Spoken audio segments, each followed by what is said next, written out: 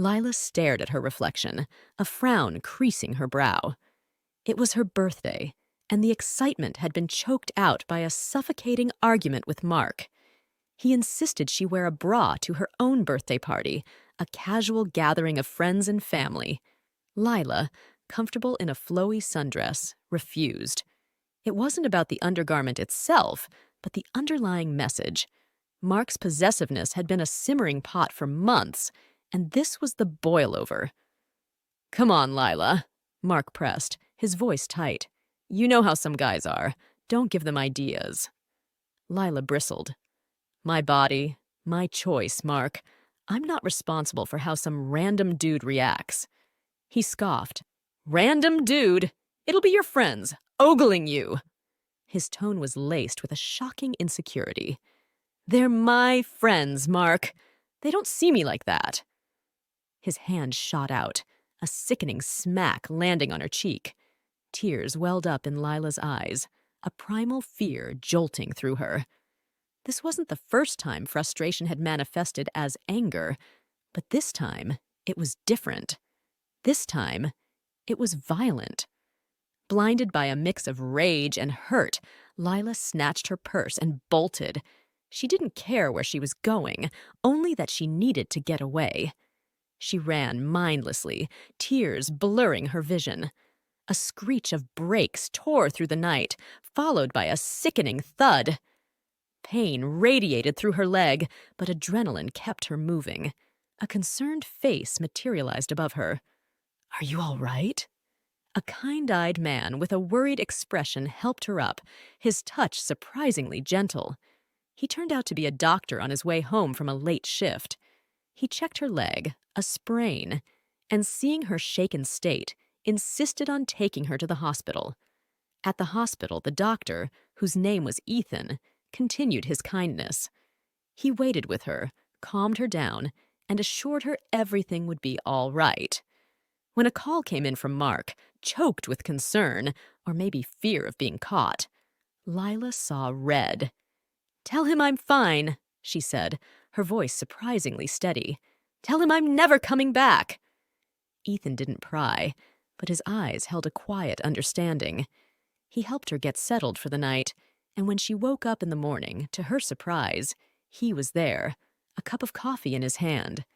They talked, not about the incident, but about books, music, and the beauty of a sunrise over the city. A tentative normalcy settled in, a stark contrast to the storm she'd left behind. Later that day, Lila decided it was time to face her reality. With Ethan's help, she called a cab and headed home. Stepping into her apartment was like stepping into a bad dream. Balloons and streamers hung from the ceiling, fake smiles plastered on the faces of her surprised relatives. Mark, looking sheepish and nervous, stood in the middle of it all, a lopsided cake precariously balanced on a makeshift table. "Lila, you're okay!" he exclaimed, rushing towards her. "Surprise!" her aunt chirped, oblivious to the tension hanging thick in the air. Lila, however, wasn't playing along. "This isn't a surprise, Mark. It's a trap." Mark's facade crumbled. "Lila, what are you talking about? We were worried sick."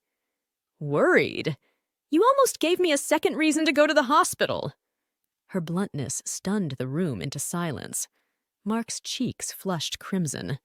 "Lila, I was just worried about you. Don't make a scene." But Lila was done playing by his rules. "Scene? This is all a scene, Mark. This party pretending everything's okay after what you did." She looked around at the confused faces of her relatives, her voice cracking with emotion. "He hit me.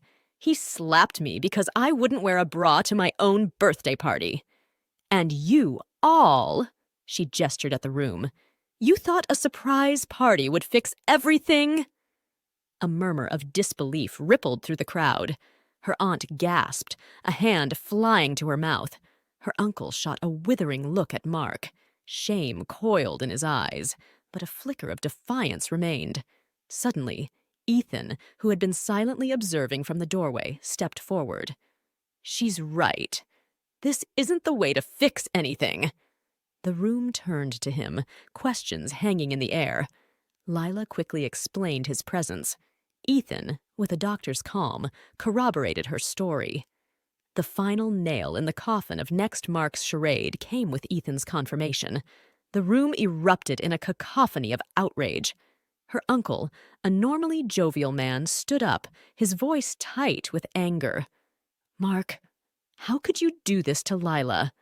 Her aunt, tears welling in her eyes, added, "We thought you were a good man. Shame on you," Mark stammered, his carefully constructed facade falling apart. I was just worried. I didn't mean to hit her." But the damage was done.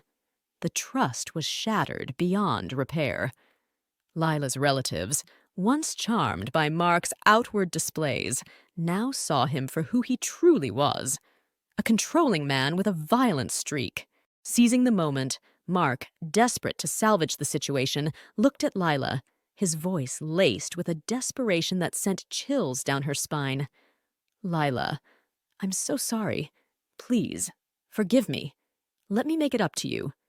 He reached into his pocket, pulling out a small velvet box. "Marry me." The room fell silent again. Lila stared at the ring, its sparkle mocking the hollowness of his gesture. It was a desperate attempt to control the narrative, to paint himself as the hero who fixed his mistake with a grand gesture. Lila straightened her back, a newfound strength in her voice. "No, Mark. You don't get to propose after hitting me. You don't get a happily ever after you tried to control me." She looked around at her family, her voice filled with conviction. "And none of you get to pretend this wasn't a big deal. It was. It was a terrible, horrible thing, and I won't be a part of it anymore." She turned to Ethan, who stood by silently, a pillar of support. "Thank you," she said, her voice thick with emotion. "Thank you for everything." Ethan smiled warmly. "It was my pleasure, Lila." With a final resolute look at her family, who offered her apologetic smiles and nods, Lila walked out, Ethan at her side. The party, a symbol of Mark's manipulation, dissolved behind her. The journey wasn't easy. Lila, with Ethan's help, filed a police report against Mark. The incident shook her, but it also opened her eyes. She realized her worth and refused to be a victim. With Ethan by her side, she built a new life. They shared coffee-filled mornings, stolen glances across crowded bookstores, and walks under a starlit sky. He treated her with respect, cherished her independence, and celebrated her strength.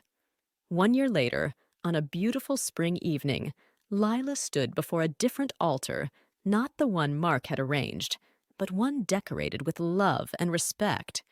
In Ethan's eyes, she saw not possessiveness, but admiration. His touch sent shivers down her spine, not of fear, but of desire. As they exchanged vows, surrounded by loved ones who truly cared for her, Lila knew she had found her happily ever after. It wasn't the one she'd envisioned, but it was far better. It was a life built on love, trust, and the strength she discovered within herself the night she walked away from a man who tried to control her. Please subscribe to my channel Lessons of Life and press the bell notification icon.